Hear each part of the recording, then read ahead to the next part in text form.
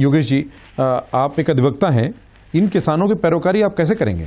क्योंकि सरकार जो समझ रही है वो किसानों को चाहिए नहीं, हो जो किसानों को चाहिए वो सरकार कर नहीं रही है, और जो पॉलिसीज़ हैं वो बनाने वाले ज़मीन पर कभी जाते नहीं, उन ब्यूरोक्रेट्स ने कभी खेती की नहीं और ज़मीनी हालात से वो कभी दो चार हुए नहीं। तो ये सुधार कौन करेगा? जो कृषि प्रधान देश है वो कृषि मुक्त देश तो नहीं बन जाएगा। भारत के अंदर कृषि की अगर स्थिति का विश्लेषण किया जाए और थोड़ा सा इतिहास का परीक्षण किया जाए तो वास्तविकता ये है कि अंतर्राष्ट्रीय दबाव में भारत की सरकारें स्वयं चाहती हैं कि भारत की पूरी कृषि व्यवस्था नष्ट हो जाए।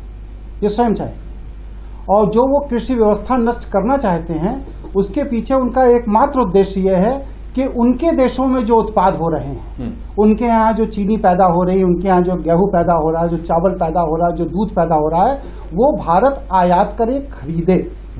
और वहाँ की जो बड़ी बड़ी इंडस्ट्री हैं जो भारत के अंदर अपना आउटलेट खोल रही हैं, वो चाहती हैं कि अगर भारत का जब कृषि खत्म होगा तब यहाँ पर उनके उत्पादों का बड़ा मार्केट बनेगा।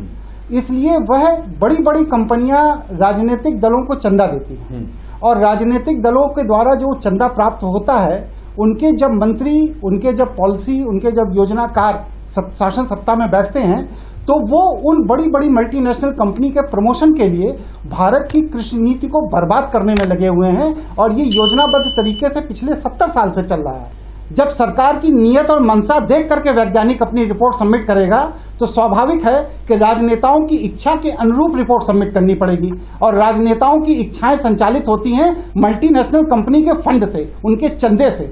इसीलिए भारत के अंदर भारत की जो परंपरागत कृषि है वो डे बाई डे खत्म हो रही है, और भारत के अंदर पश्चिमी आधुनिक कृषि भारत के अंदर निरंतर बढ़ती जा रही है।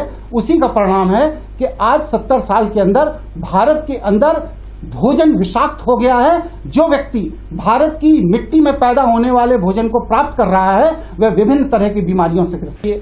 ठीक कैसे होगा? पहला स्टेप तो यह है कि कृषि की जितनी भी योजनाएं हैं इनको आईएएस अधिकारियों से मुक्त किया जाना चाहिए, क्योंकि आईएएस अधिकारी कुछ नॉलेज नहीं रखता कृषि की, और वो अपनी भोग विलास एसी गाड़ियों में घूमने के अलावा और किसी लायक नहीं है, कृषि के मामले में निहायत ही नालायक होता है।